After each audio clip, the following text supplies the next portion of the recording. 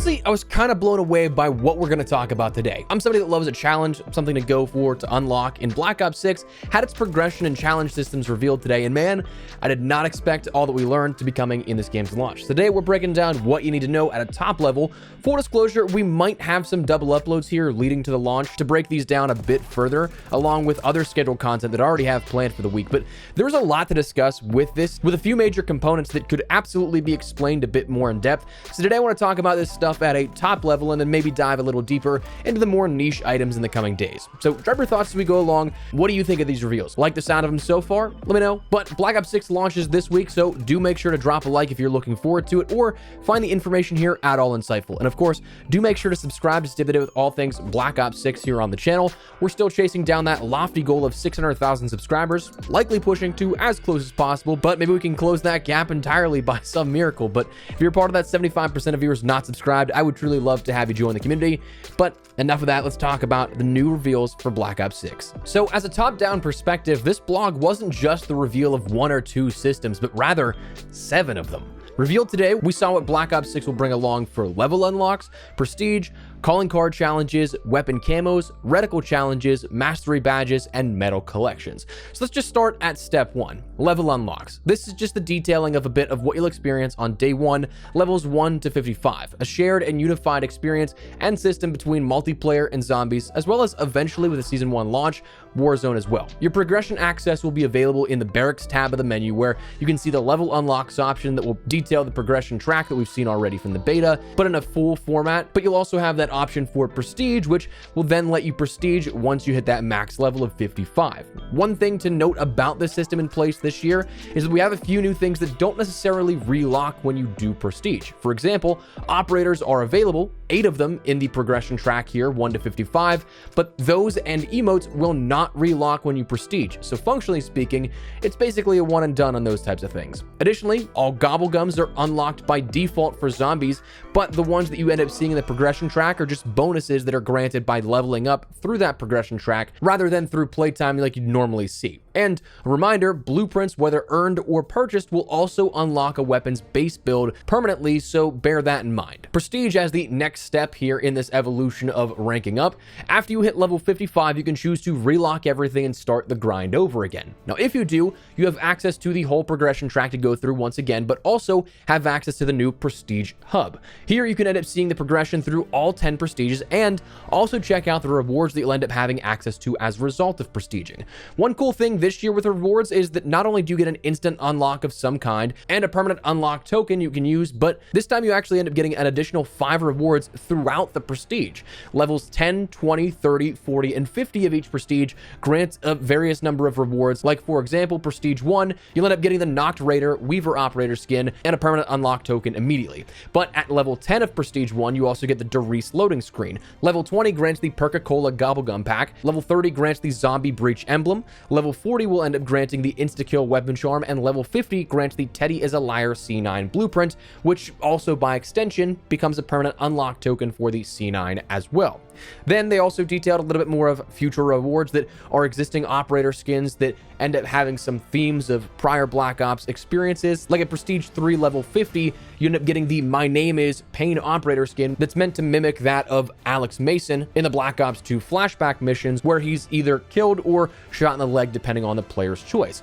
Also, at Prestige 5 level 50, you have the Absolute Lost Toro operator skin, which makes him look like Raul Menendez. So you're going to see a lot of different imagery and a lot of different rewards here that come along with this that honestly I think make prestiging a bit more rewarding. And of course then Master Prestige is something this year that with the prestige system you have 10 prestiges, but after that you have upwards of level 1000 to grind through, with rewards at varying levels throughout that, like the classified Arsenal Ames 85 blueprint that comes at level 90 after Master Prestige. Legacy Prestige icons also return, unlocking more prestige icons that you can then consciously swap out and select for your own as a custom prestige icon in Master Prestige, with new icons icons corresponding with prestige 1 through 10 of prior COD games earned every 100 levels. Next, they detailed a little bit about the calling card challenge system in place here at this, where you have 4 varying segments of multiplayer, zombies, warzone, and campaign. But beyond that, you have 4 subsections of career, battle hardened, prestige, and dark ops for each of those as well. So you have 4 multiplayer categories, 4 zombies categories, 4 warzone categories, and only 3 campaign categories because there's no prestige within campaign, but you'll still have the career, battle hardened, and dark ops challenges for campaign. Now, it's detailed there's over 450 challenge calling cards across the modes, so definitely a lot to work towards, especially if you're somebody that likes to go for 100%er, which explicitly returns here. If you complete all the challenges in your career, battle hardened, or prestige categories of each game mode, you'll end up getting the 100%er completion calling card. Dark Ops does not count for or against your progress, which is definitely nice and is something that can offer a little bit more in terms of the bragging rights for calling card challenges, but doesn't take away from anything if you're a completionist trying to go for something that, well, you might not know the challenge that you're actually going for at the time. Also, for the first time, Dark Ops challenges are going to be in Warzone, which is awesome to see, I think.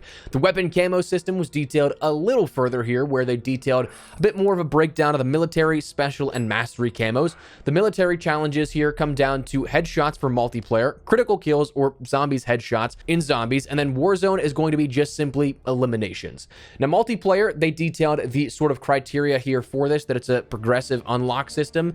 Zombies, they didn't give any details on the quantity, nor did they for Warzone, but multiplayer, you learn that you'll end up getting camos for 5 headshots, 10 headshots, 15, 20, 30, 40, 50, 75, and 100 is that final Red Tiger challenge. So 100 headshots for every single weapon that requires this. Some of them are not going to be specifically headshots, like melees and launchers don't appear to be, but they also did not expand upon what those will be in place of headshots. Then special camos will unlock once you end up completing all the military challenges for a weapon and a mode, where special camos are specific challenges. The one that was previewed was to get 30 kills shortly after sprinting with the XM4, but that's also not one you may see on other weapons or on multiple. There might be some carryover where there are some repeating challenges, but it's not going to be something you see across a ton of different weapons. These are meant to be more unique to the weapon itself, unlike military camos. And because they are unique challenges, they can also be applied to any other weapon in the game. So if you complete the special camos for the XM4,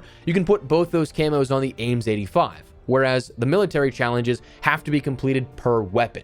Then the mastery camos, it's the same criteria that we had the last few years, where the gold camo for multiplayer, for example, is something that a challenge will be available to unlock gold after completing all 9 military and 2 unique camos. The camo challenge for diamond will unlock when completing all weapons of a class gold. The camo challenge for dark spine will unlock after completing all weapons diamond. And then dark matter will be granted automatically upon completing all dark spine challenges on all weapons. So combinations of systems we've seen in place before, things like the headshot challenges and individual challenges like we saw most recently within Black Ops Cold War, the unique and cross-applicable camo challenges in the special categories, and then the mastery camos, the same again criteria on how they're unlocked from the last couple of years here since Modern Warfare 2 introduced them.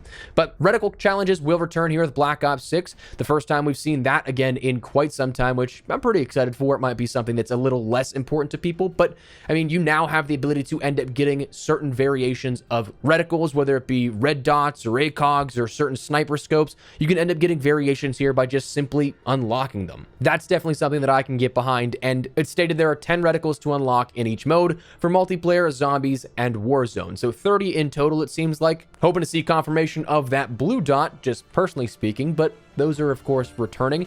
And then mastery badges were introduced here with this blog post, a new feature of sort of mastery systems, but in a different visual perspective. So what these are a new way to showcase expertise over areas of the game. These are going to be present for weapons, equipment, field upgrades, and score streaks. But you can work your way through bronze, silver, and gold badges, with a diamond badge being awarded by completing gold on every single item of a class. Like if it's, say, weapons, if you get all gold badges for the rifles, it will end up giving you diamond badges for the rifles. So just kind of another way to sort of game the mastery system here, and another way that it will allow you to showcase that mastery of things. The badges will also be something that are present with your character in the winner's circle at the end of multiplayer matches, and by default, your top 3 badges will automatically be equipped to your showcase, but you as the player do still have the agency to control that kind of stuff and pick specific ones if you'd like, but by default, your top 3 are what are showcased. And the final thing that we learned about here out of this blog post was the medal collection returning, which are just going to be where you can end up seeing how many of each individual medal you end up getting in your career. So things pertaining to streaks, multi-kills, combat, gear, score streaks, game modes, all that kind of stuff, objective or kill oriented, you'll see the badges that do pop up in game,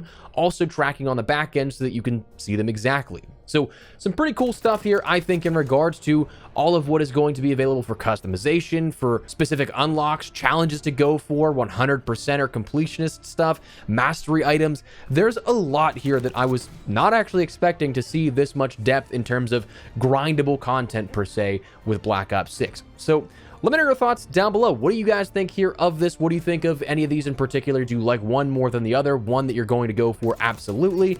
Others maybe you don't care too much about. Whatever the case, let me know your thoughts. But if you enjoyed the video, you found it at all insightful, do me a favor, drop a like on it. Of course, if you are new to the channel, make sure you subscribe so you don't miss a single thing regarding all things Black Ops 6 as we gear up for launch this week now. As crazy as that is to say, we're just a couple of days away, so would love to have you in the community. Also, do make sure to check out my friends over at Gamer Advantage. 10% off with code Espresso if you're looking to get geared up for the launch. But anyways, for now, thanks so much for watching. Mine has been Espresso. I'll see you later. Take care and peace.